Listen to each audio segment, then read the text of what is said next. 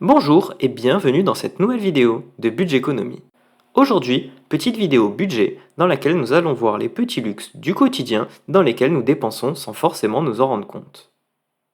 Commençons par définir ce qu'est un petit luxe du quotidien.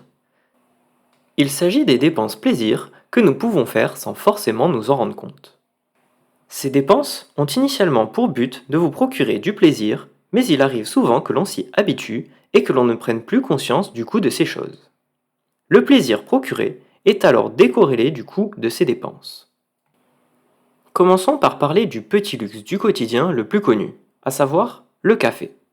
Si nous prenons tous les matins notre café sur le trajet entre notre domicile et notre lieu de travail, cela représente 2 euros que nous dépensons 22 fois par mois, ce qui représente un budget de 44 euros par mois, soit près de 450 euros par an. Ayant comme avantage le café offert par mon employeur, je ne pensais pas être impacté par ce petit luxe. Cependant, en analysant mon budget, je me suis rendu compte que mon luxe caché réside dans les viennoiseries du dimanche matin. Cela me coûte près de 10 euros par semaine, soit 500 euros par an. Passons à présent au second luxe du quotidien, à savoir la livraison de repas. Nombreux sont mes collègues qui me disent commander régulièrement sur des plateformes de livraison de repas à domicile. Ces plateformes proposent de ne plus s'embêter à faire la cuisine, vous pouvez commander un repas de restaurant directement chez vous. Avec un coût moyen de 30 euros par repas, si vous commandez 2 fois par mois, cela représente un budget annuel de 720 euros. Personnellement, je préfère aller au restaurant afin de mieux apprécier le moment et l'expérience. Avec un coût moyen autour de 15 euros pour un plat servi au restaurant, le fait de manger dehors est un luxe qui peut être une contrainte non négligeable sur un budget. Entre la banalisation des fast-foods et des sorties entre collègues à la pause déjeuner, mon budget restaurant a explosé ces derniers mois. Cela représente pour mon budget une dépense supplémentaire de plus de 50 euros par mois. Parlons à présent des sucreries. Lors d'une sortie ou d'une balade, il n'est pas rare de craquer pour une petite sucrerie, une crêpe, une gaufre, une glace ou autre. Avec un panier moyen avoisinant les 10 euros par sortie, ce petit plaisir n'est ni bon pour votre cholestérol, ni pour votre porte-monnaie. Il en va de même pour les afterworks et autres sorties. Terminons cette catégorie alimentation par les fruits et légumes. Tout d'abord, je précise qu'il faut manger des fruits et des légumes pour être en bonne santé et je ne recommande absolument pas de supprimer cela de votre alimentation. Cependant, certains fruits sont des luxes comme par exemple les fraises, les framboises et les mûres. Ces fruits sont tout petits et demandent un travail important pour l'agriculteur, ce qui fait monter les prix. Pour bien me rendre compte que ces produits sont des petits luxes, je compare les prix des différents fruits et légumes au kilo. Passons maintenant à la catégorie des activités et commençons par les activités sportives. L'abonnement à une salle de sport peut être un luxe onéreux. Avec des forfaits coûtant près de 30 euros par mois, le sport représente un budget annuel de 360 euros. Si vous n'y allez pas régulièrement, je vous recommande d'arrêter vos abonnements. J'ai la chance d'avoir une salle de sport mise à disposition gratuitement par mon employeur.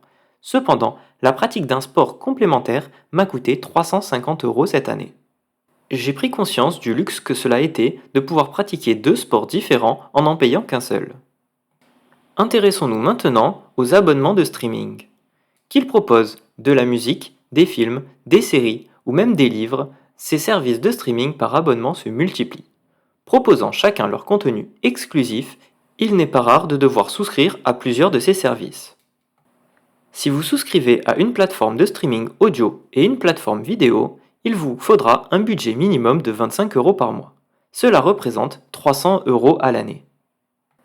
Concurrent du streaming, parlons du cinéma. Avec un coût moyen de 12 euros par personne, le cinéma est une sortie de luxe au même titre qu'un escape game ou autre complexe de loisirs tel que le bowling.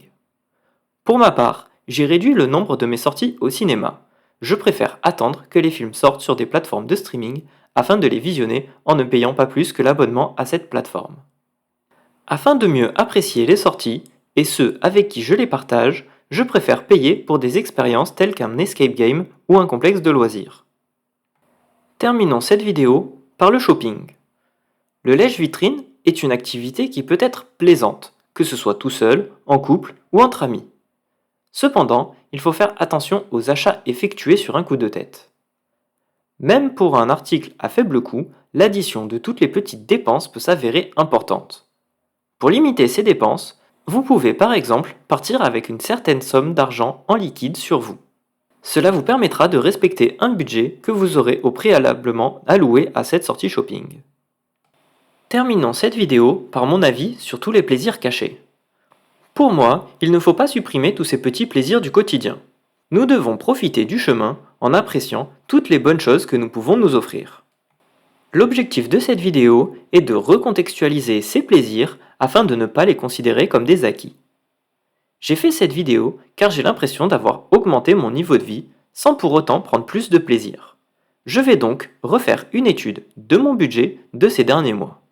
Si cela vous intéresse, je pourrais en faire une vidéo dans les prochaines semaines. Cette vidéo touche à présent à sa fin. Si vous connaissez d'autres plaisirs cachés auxquels je n'aurais pas pensé, je vous invite à me les indiquer en commentaire de cette vidéo. Si celle-ci vous a plu, je vous invite à mettre un pouce en l'air et à vous abonner à la chaîne YouTube. En attendant, je vous souhaite une excellente fin de semaine et vous dis à samedi prochain.